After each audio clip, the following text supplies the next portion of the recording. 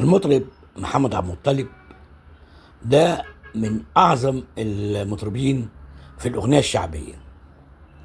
أغانيه لحد دلوقتي أنت ممكن تسمعها وتعجب جدا بصوته وبتلحينه.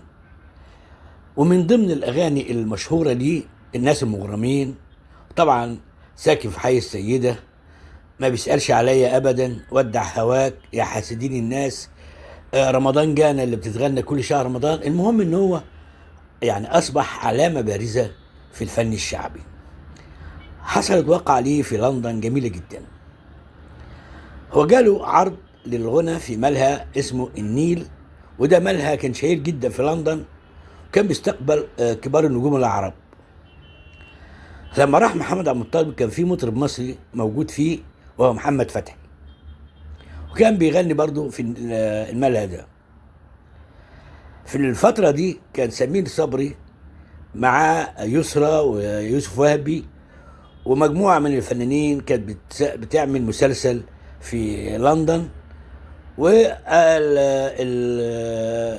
والمنتج بتاع المسلسل هو صاحب الملهى الليلي، فعزمهم على العشاء في هذا الملهى. لما راحوا فوجئوا بان محمد فتحي اللي هو المطرب اللي كان بيغني في الملهى ده، اول ما طلع وغنى، وكان بيغني اغاني كلها خليجيه، انهمرت عليه الاموال بالاسترليني. وبعدين طلع بعديهم محمد عبد المطلب، لكن الحقيقه فوجئ ان الناس كلها بتسقف بس، وما فيش حد نقطه بالاسترليني.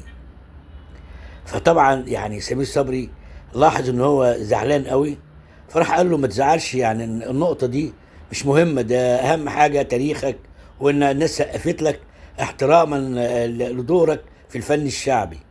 قال له لا، انا جاي لندن هنا عشان اغني، والنقطه بالاسترليني هي اللي بتحدد الفنان يسوى ولا ما يسواش.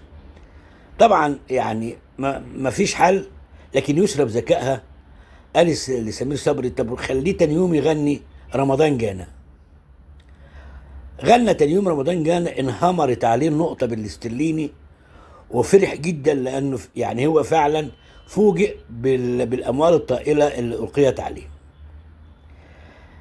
حب بقى في سنه 80 قابل سمير صبري وقال له بص، انت ويسرى لازم تيجوا باريس عشان هعمل حفله وتعملوا زي ما عملتوا معايا في لندن.